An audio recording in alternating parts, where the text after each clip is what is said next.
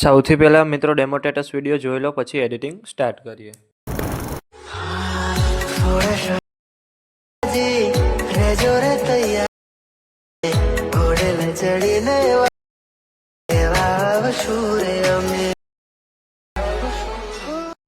તમે જે પ્રકારનો ડેમો સ્ટેટસ વિડીયો જોયો તે જ પ્રકારનો વિડીયો બનાવતા શીખવાનો છું, તો વિડીયોને પૂરેપૂરો જોજો. અને મિત્રો, બધું મટીરિયલ ટેલિગ્રામમાં મળી જશે. અને મટીરિયલ ડાઉનલોડ કરવામાં પ્રોબ્લેમ આવે તો ડિસ્ક્રિપ્શનમાં મારી ઇન્સ્ટાગ્રામની લિંક આપેલી છે, ત્યાં જઈને મને મેસેજ કરજો. અને ચેનલ પર પહેલી વાર આવ્યા હોય તો સબસ્ક્રાઈબ કરી દેજો. તો ચાલો મિત્રો, વધુ ટાઈમ બગાડ્યા વગર એડિટિંગ સ્ટાર્ટ કરી દઈએ. સૌથી પહેલાં મિત્રો, તમારે બીટમાર્ક અને સોંગ લેયર બંને પ્રોજેક્ટ ડાઉનલોડ કરી લેવાના છે. અને જો તમને ડાઉનલોડ કરતા ન આવડતું હોય તો ડિસ્ક્રિપ્શનની અંદર લિંક આપેલી છે, ત્યાંથી તમે વિડીયો જોઈ લેજો.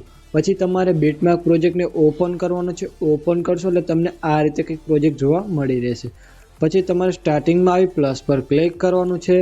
ત્યાંથી તમારે મીડિયામાં જવાનું છે. ત્યાંથી મેં તમને જીપ ફાઇલ આપેલી છે એને તમારે ઓપન કરી લેવાની છે.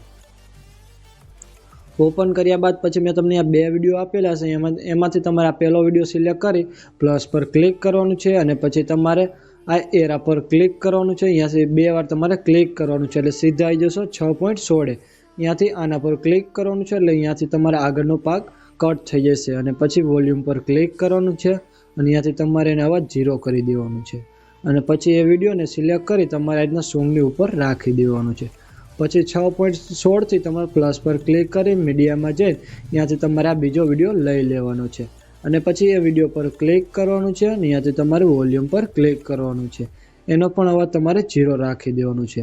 પછી તમારે વિડીયોના એન્ડમાં આવી જવાનું છે. જે વધારાનો ભાગ છે એને તમારે કટ કરી દેવાનો છે. અને આ વિડીયોને પણ તમારે નીચે આ રીતના રાખી દેવાનો છે. આટલું કર્યા બાદ પછી તમારે બહાર નીકળી જવાનું છે અને સીધું આવી જવાનું છે સોંગ લેયર પ્રોજેક્ટની અંદર. સોંગ લેયર પ્રોજેક્ટ ઓપન કરશો એટલે તમને આ રીતે કંઈક સોંગ લેયર પ્રોજેક્ટ જોવા મળી રહેશે. પછી તમારે સોંગ લેયરમાં ફોન્ટ ચેન્જ કરવાનું છે. ચેન્જ કરવા માટે આ ટેક્સ્ટ પર ક્લિક કરવાનું છે. ત્યાંથી તમારે એડિટ ટેક્સ્ટમાં જવાનું છે અને ત્યાંથી ઉપર એરો બતાય એના પર ક્લિક કરવાનું છે. ત્યાંથી તમારે KP 127 વાળા ફોન્ટ રાખી દેવાના છે.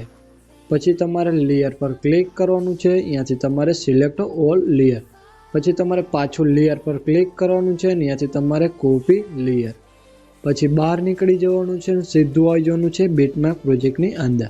પછી તમારે એરા પર ક્લિક કરવાનું છે એટલે તમે આવી જશો 0.02. ત્યાંથી લેયર પર ક્લિક કરવાનું છે અને ત્યાંથી તમારે પેસ્ટ લેયર કરી દેવાનું છે.